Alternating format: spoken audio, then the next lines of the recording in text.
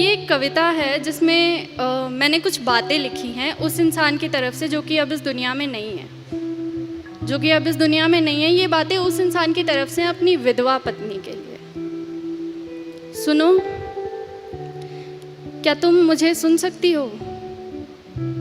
मुझे मालूम है मुश्किल है, बहुत मुश्किल है, मगर मेरे बिना दिल लगा लो ना।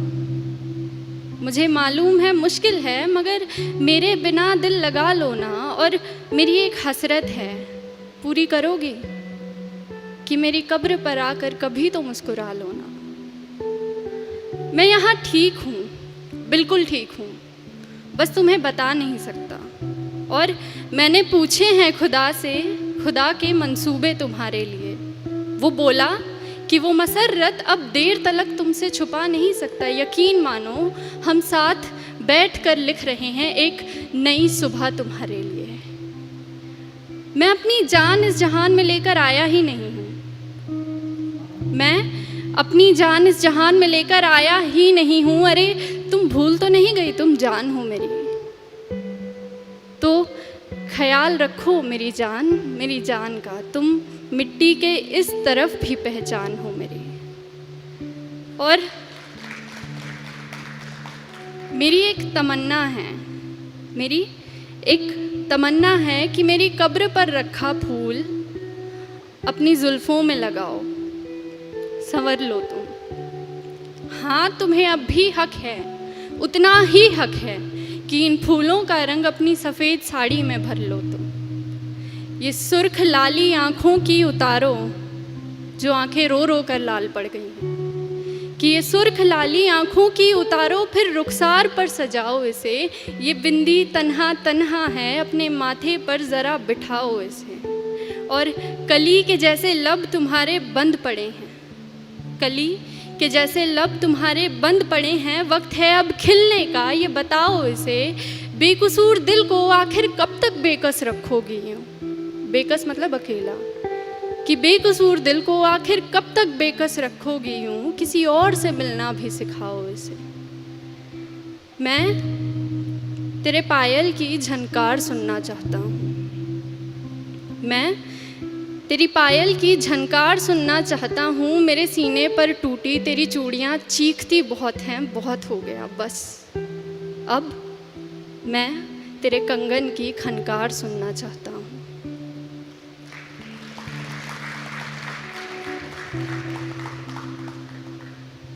अब ठीक है ना, कोई बात नहीं, ज़िंदगी आखिर हम सब की मेहमान ही तो होती है।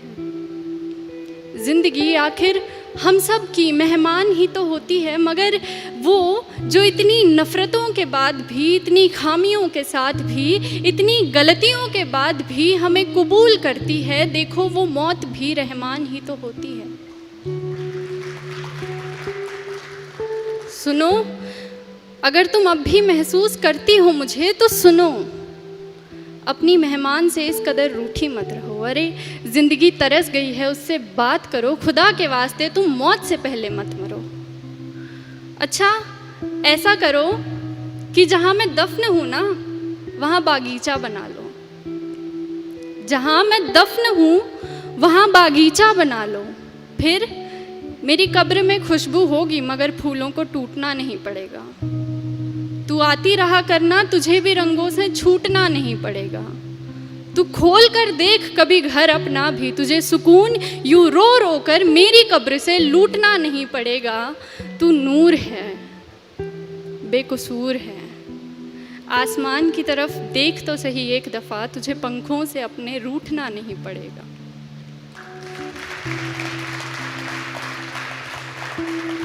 और ये आखिरी कुछ पंक्तियों में ना बातें तो अभी भी वो मरा हुआ इंसान उसी से कह रहा है, मगर इन पंक्तियों में एक सवाल है जो कि उस इंसान से नहीं है। ये सवाल समाज की सोच से है कि क्यों सादा श्वेत लिबास मेरे मरने पर ही तुझे मिला? आखिर क्यों सादा श्वेत लिबास मेरे मरने पर ही तुझे मिला? तू मरती तो अपनी खुद की अर्थी पर भी लाल जोड़े में होती, तू जलती जलती खाक जोड़े में होती। मरती तो अपनी खुद की अर्थी पर भी लाल जोड़े में होती, तू जलती जलती खाक जोड़े में होती।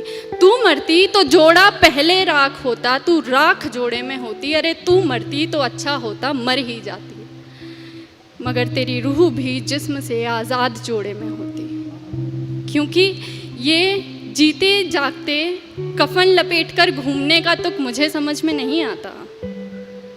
ये जीते जागते कफन बदन पर लपेट कर घूमने का तुक मुझे समझ में नहीं आता। अरे तू जिंदा है तो जी, तू जिंदा है तो जी, इससे ज़्यादा कुछ क्या कहूँ मैं, मुझे समझ में नहीं आता। तू जिंदा है तो जी। बहुत बहुत शुक्रिया आप सभी का।